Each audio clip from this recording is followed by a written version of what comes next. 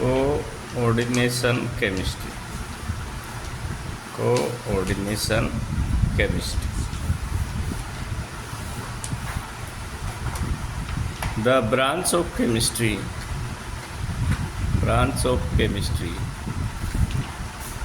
which deals with the study of coordinate compounds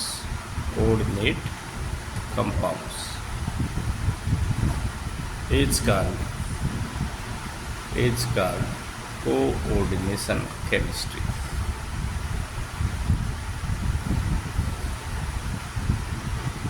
coordination chemistry में हम coordinate compounds को study करते हैं।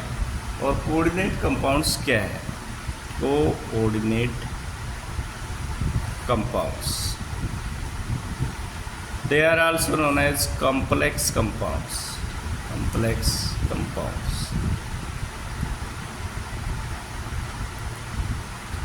A stable molecular compound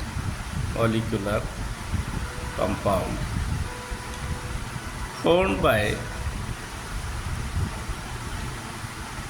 combination of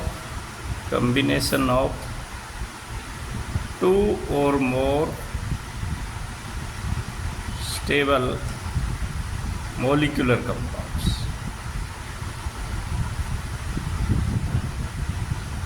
and retain its identity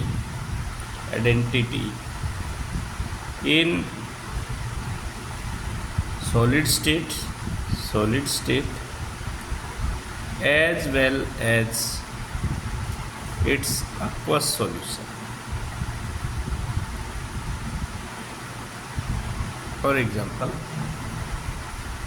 FeCN twice plus 4KCN, ये दोनों stable molecular compound हैं। दोनों आपस में जुड़ के K4FeCN6 ये बना रहे कोऑर्डिनेट कंपाउंड।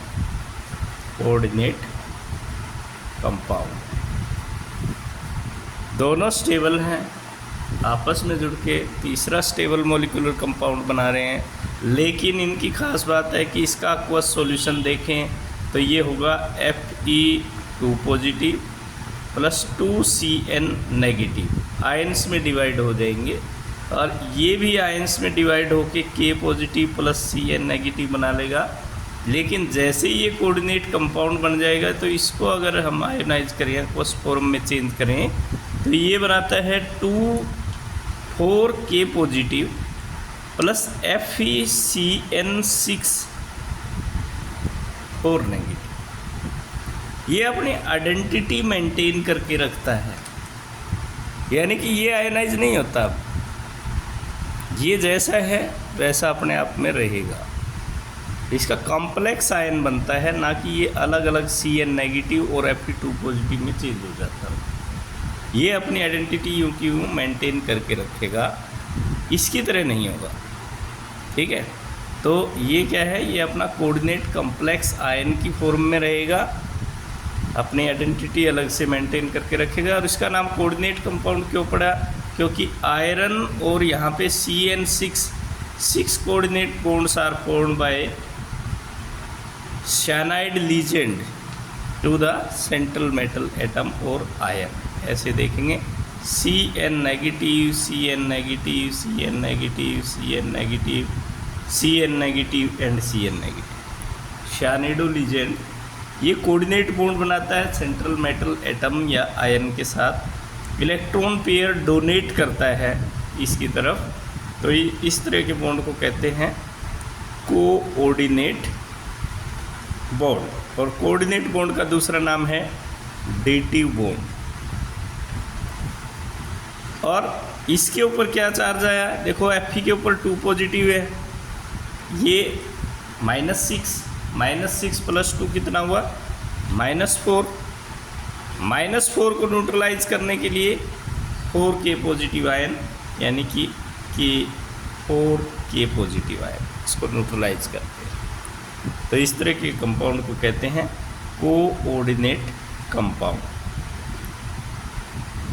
कोऑर्डिनेट कंपाउंड में जो कम्प्लेक्स पार्ट होगा, ये स्क्वायर ब्रैकेट के अंदर जो क्लोज पार्ट होगा, उसके अंदर का पार्ट यूं का यूं इंटैक्ट रहेगा, चाहे वो सॉलिड स्टेट में है चाहे वो एक्वस स्टेट में है।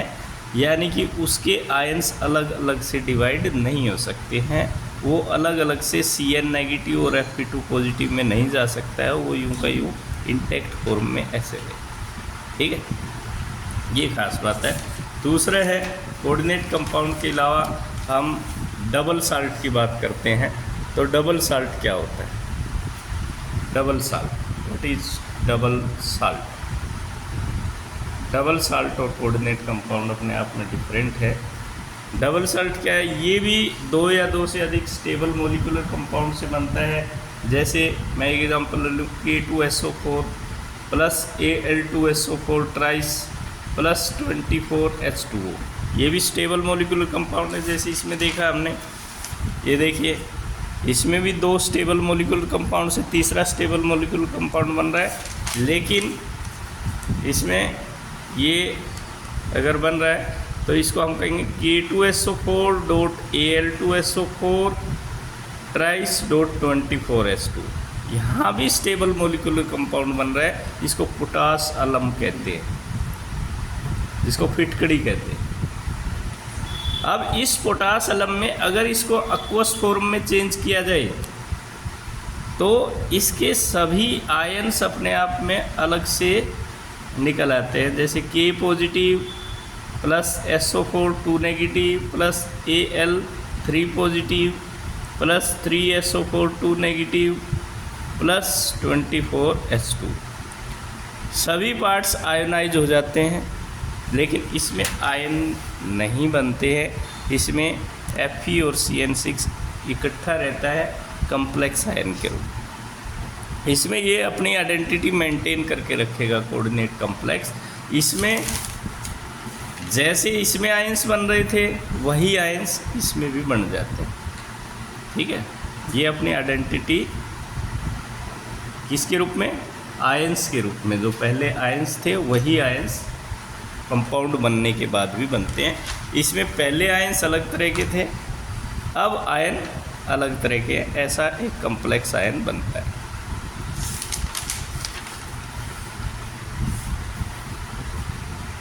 डबल साल्ट्स और कोऑर्डिनेट कंपाउंड्स के बीच में डिफरेंस कर लेना है। और उसके बाद नेक्स्ट टॉपिक जो आपका है वो है important definitions. Important definitions.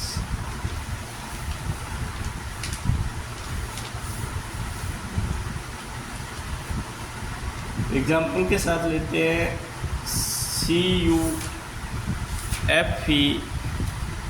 Fe, अभी एग्जाम्पल लिया था हमने, FeCN6K4,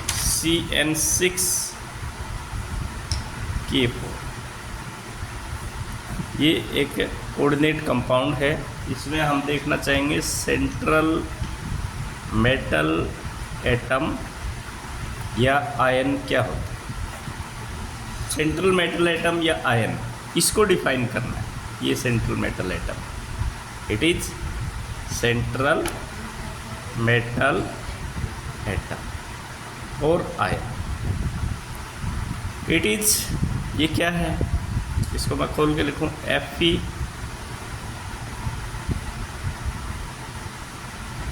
CN6 CN negative CN negative CN negative CN negative और K4, ये कितने?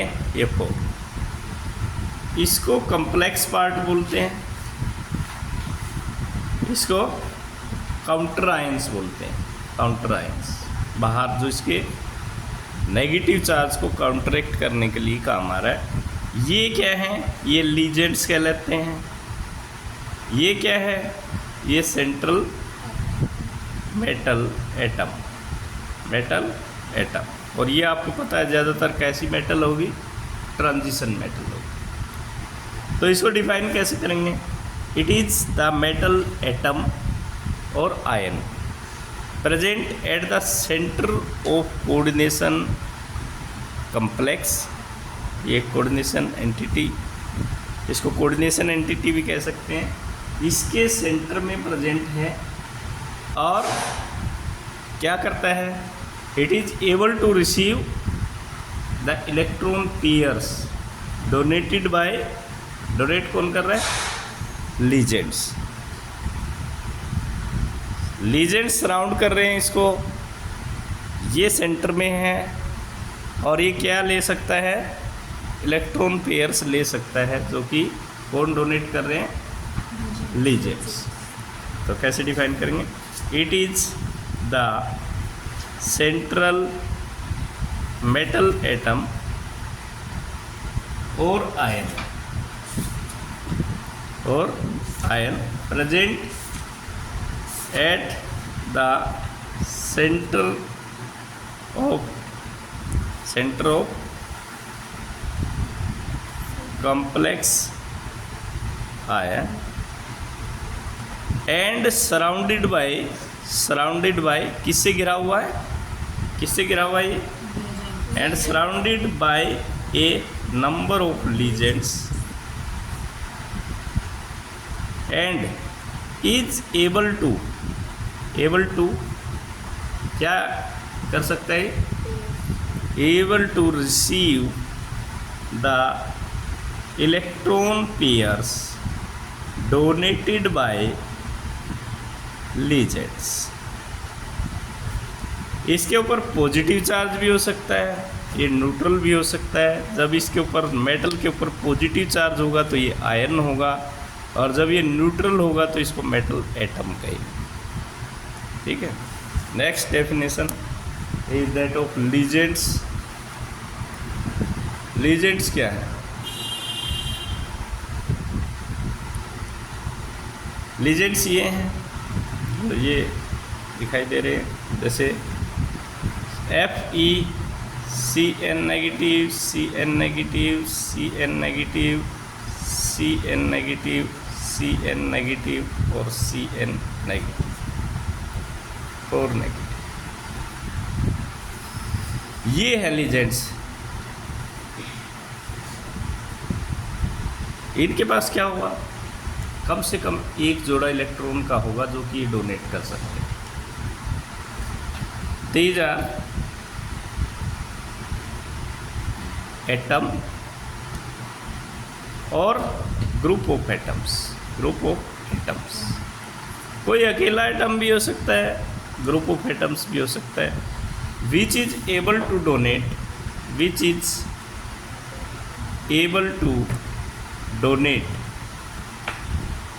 Eight least a pair of electron to the, किसको डोनेट कर सकता है, टू द